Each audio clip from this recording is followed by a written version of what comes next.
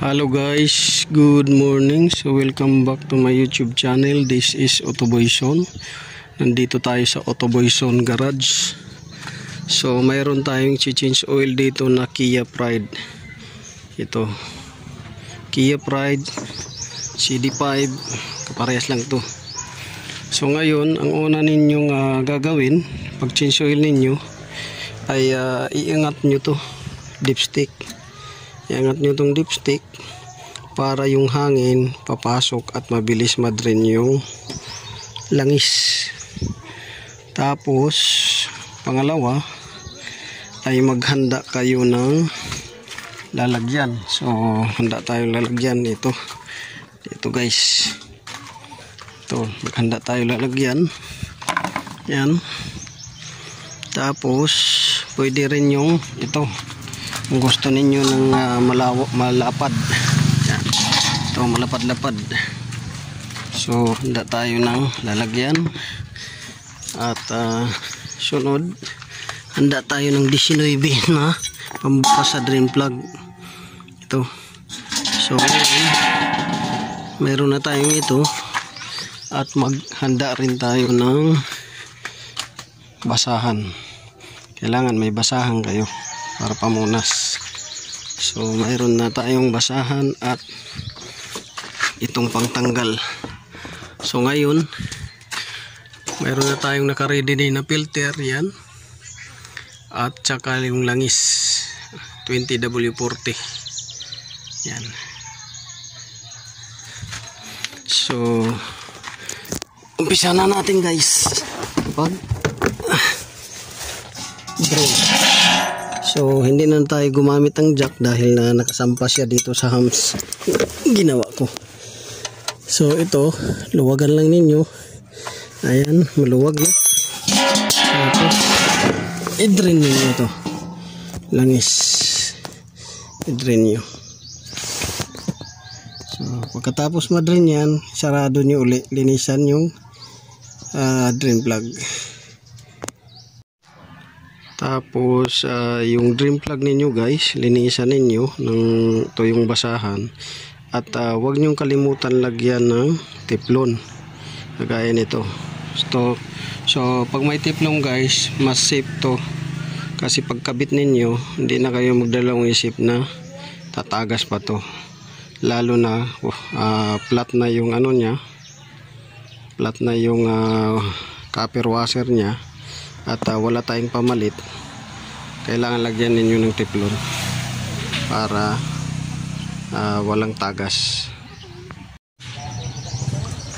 So ngayon guys, tapos na tayo doon sa drain plug, sa langis. Yan yung langis nya, sobrang itim. Ayan, talagang itim na itim. So dito naman tayo sa oil filter. So ang oil filter pala nito guys ng Kia Pride, yan, nandito sa likuran yan. Yan yung oil filter nya. Yan dyan. So andyan yung oil filter. Yan, tatanggalin natin yan. So yun yung isusunod natin.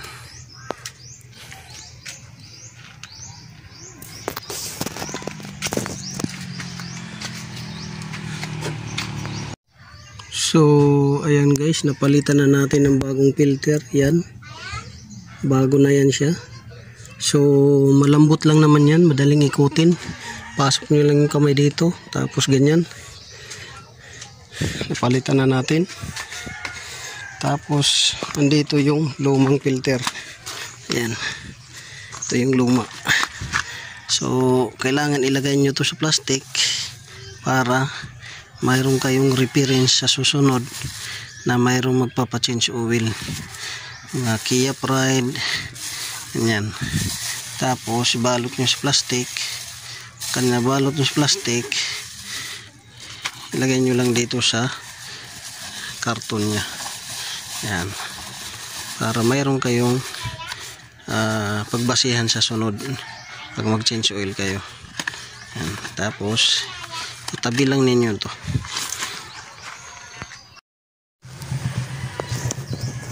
So tapos ngayon guys, ito na, magsasali na tayo ng langis. So ito, kayang-kaya nyo to guys mag DIY. Simple lang naman to. Kung malayo yung shop sa inyo at wala kayong matawagan na mekaniko na mag change oil, pwede kayong mag DIY. So ito, nilalagyan na natin ng langis. Yan. Mostly yung langis nito guys ay 3.5 liters. So ang ginamit nating langis ay yung ito, Habulin 20W40 SF engine oil. So yan yung ginamit natin. Lalagyan natin ng langis. So sa mga customer owner na malayo yung mga shop, pwede ninyo i-DIY ito. Pero kung malapit naman at sa palagay ninyo okay lang na dalhin sa shop, pwede rin ninyo dalhin sa shop. Dito sa kay Otoboyson Garage ay kinukuha ko yung sasakyan kasi kung maraming concern ngayon, kukunin ko yung sasakyan para malaman din yung ibang concern. Yung concern nito, change oil, open brakes, dahil hindi pa natingnan to kung makapal or madumi ng mga brakes or manipis na. Tapos power window, door lock. So pinick up ko na lang yung sasakyan sa mayari sa bahay nila. Katulad noon, pinick up ko rin yan at saka dito para hassle free sila. So dahil gusto natin mag-alaga sa mga customer din na ma-satisfied sa ating serbisyo, so pinipick up natin yan at hinahatid. So yun, sunod natin ito ay yung pag-label, kung ilan na yung label at saka yung langis. Papaanda rin natin mamaya. So ngayon guys, i-check na natin yung label nito. So bago natin isalpak, ito pala yun oh. So mayroong nakalagay dyan na letter F, ito, meaning full. Yung sa baba, letter L, low. So yan yung palatandaan ninyo. So naglagay tayo ng 3.5 liters. So i-check na natin kung tama ba yung langis label. So yan, papansinin nyo, sakto lang siya, 3.5 liters. Ayan o, nasa F. Ayan, nasa F guys. Ayan o, ayan o. So sakto lang siya, 3.5 liters. Yan. Pero pagka diesel to guys, pwede nyong pasubrahan ng 100 ml. Kasi ang diesel malakas mag burn oil kaysa gasoline. Yung diesel malakas. So normal lang yan na mag burn oil siya dahil lubrication yan sa kundi turbo, lubrication yan sa turbo, sa mga valve, sa intake, lubrication sa piston ring, lubrication na may lumulusot dyan na small amount ng oil para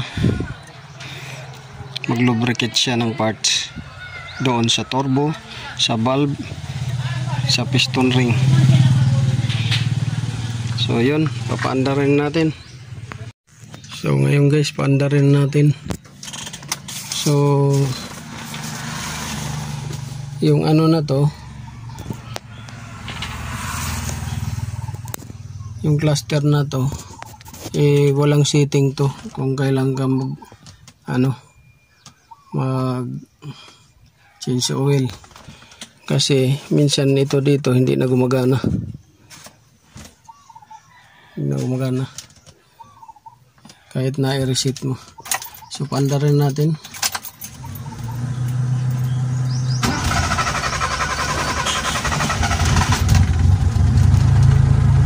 Ayan. So mandar na siya guys. Minsan long cranking yung makina dahil yung isang yung mga spark plug nito pala guys ay luma.